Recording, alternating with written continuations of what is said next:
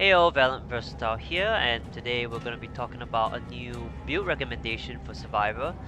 And we're also going to be discussing a few of the killer's playstyle and how you can combat it with this new build.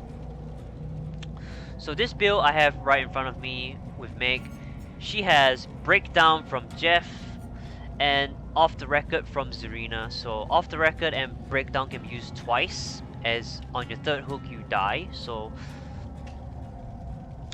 why I recommend using Breakdown in your games is because killers these days, after the introductions of the anti-camp mechanic, seems to like to proxy camp you, and it seems that camping has not really gone down at all.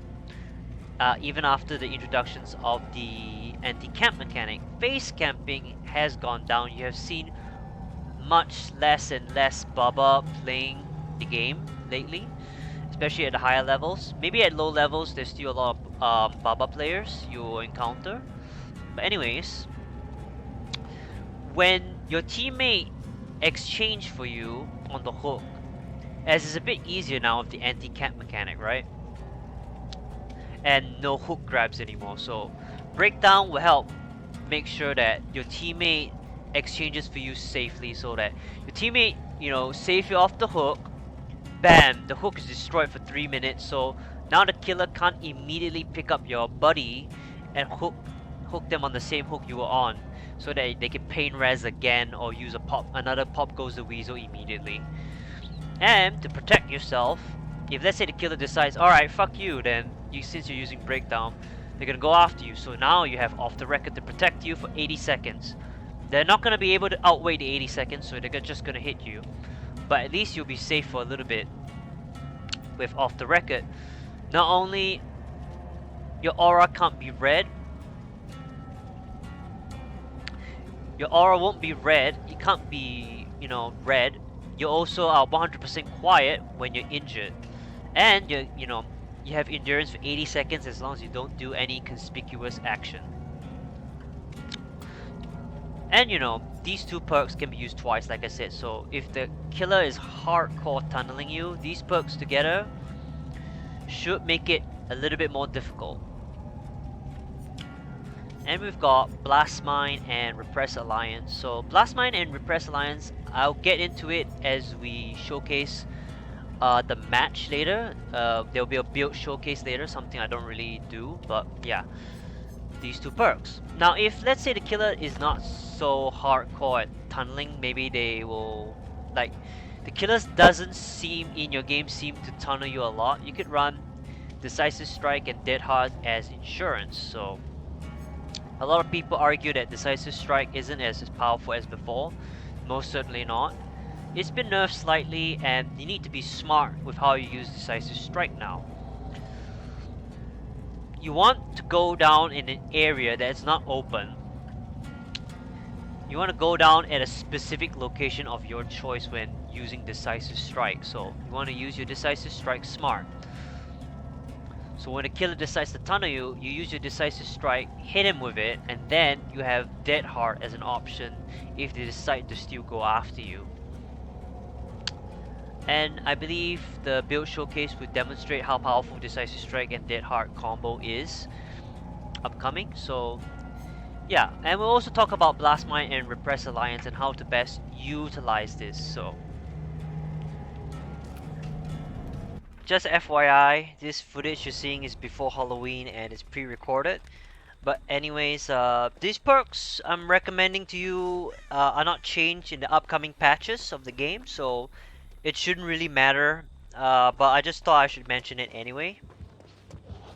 So basically the build idea, two perks to make tunneling harder via Breakdown Off the Record with variation A, and variation B is Decisive Strike and Dead Hard. So, and the other half of the build is to counter generator regression builds such as Pain Res, Pop Goes the Weasel, and Deadlock. These three seems to be very popular amongst killers right now.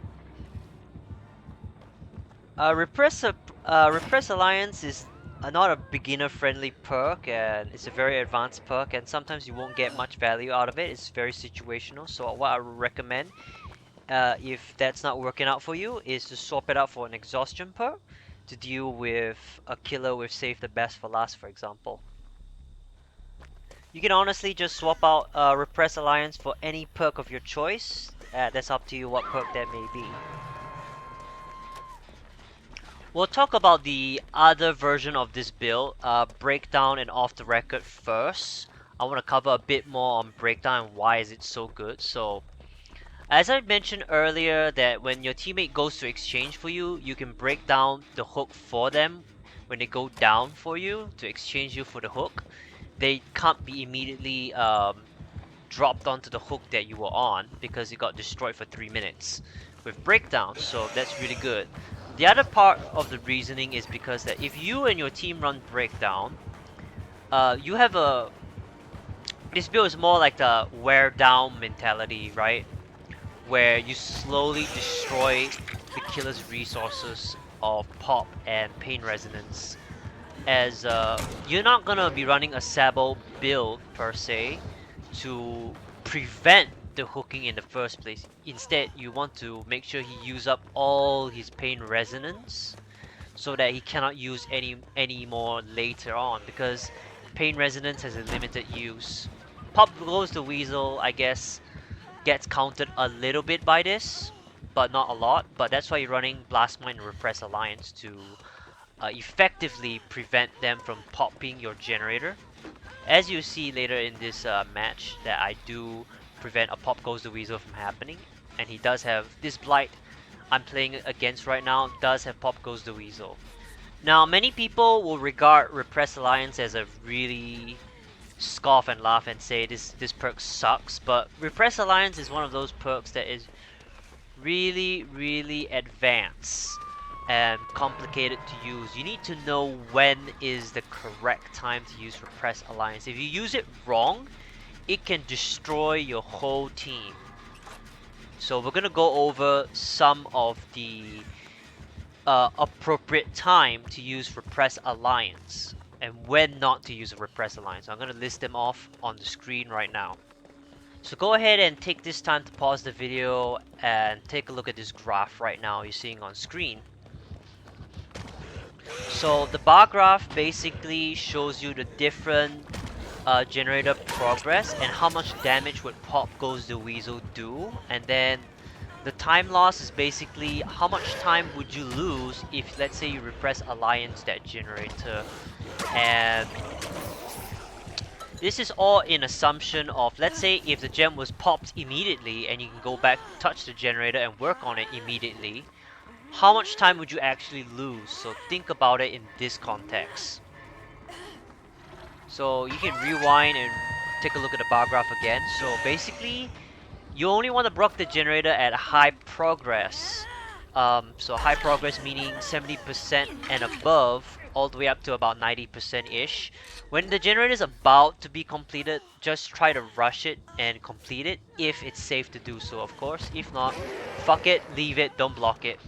You're better off not blocking it at that point. Trust me.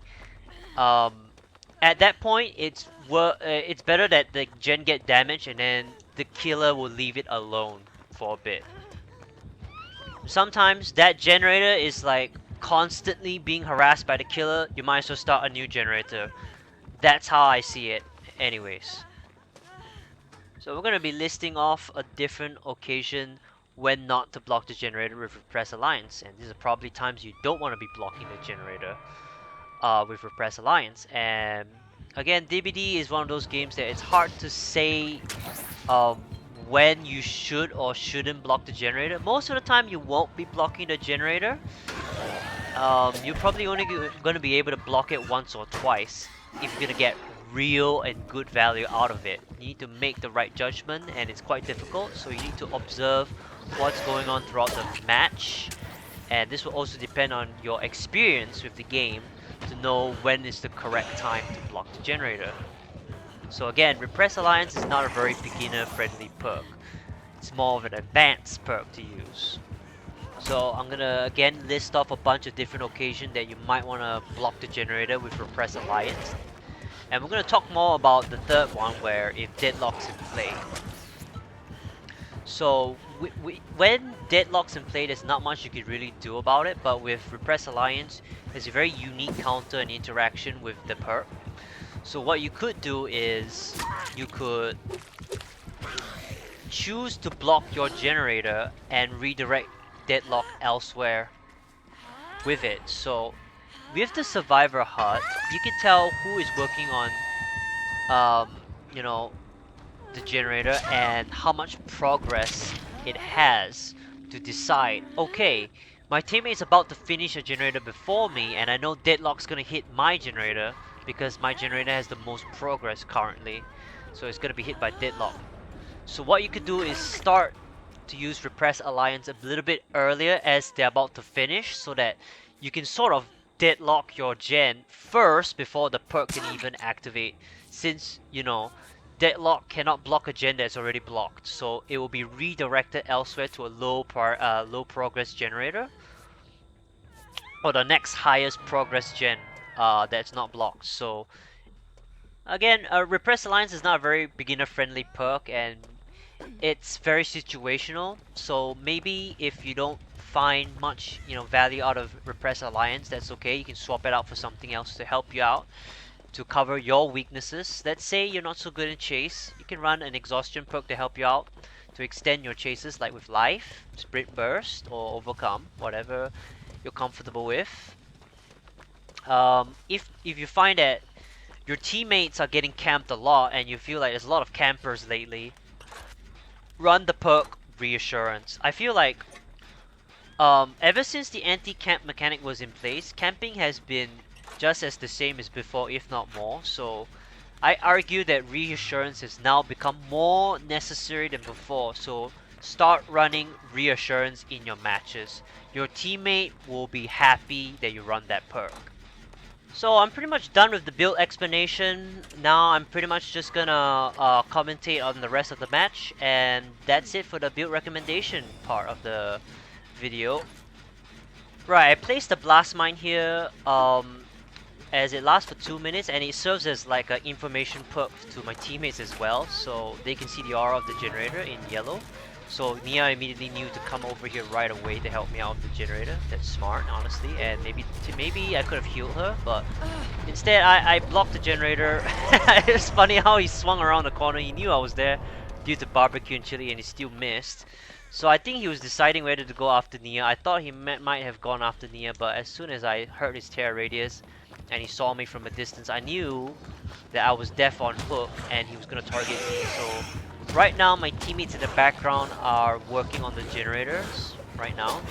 It's less than 50, but they're working, getting up there, and it's my job to run the killer as long as possible and buy time for my teammates to escape. I know I'm not gonna probably survive. That sudden vault he did as Blight was surprising. I didn't think Blight would actually go for that. Like, you know, Blight normally don't vault through the windows. So right now in the background, Yeonjin and Nia both finished the generator in the distance. So now they have left is one generator left, which is my high progress gen that I protected with Repressed Alliance, and he decided to go after me. He decided not to outwait the 30 seconds or to go after Nia. I think that was his mistake. He could have downed Nia and then go for a pop afterwards. I'm trying to buy much, and they know where the generator is due to blast mine lasting for 2 minutes.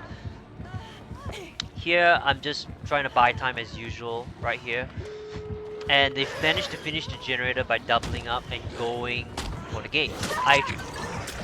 Right there I tried to make it around the corner and to the window. I didn't quite make it, so that when he can't see me, I would have used Dead Heart at the window and he would have eaten the Dead Heart, but it's fine. My teammates made it out okay in one piece. He did, so I'm gonna show the end game perk.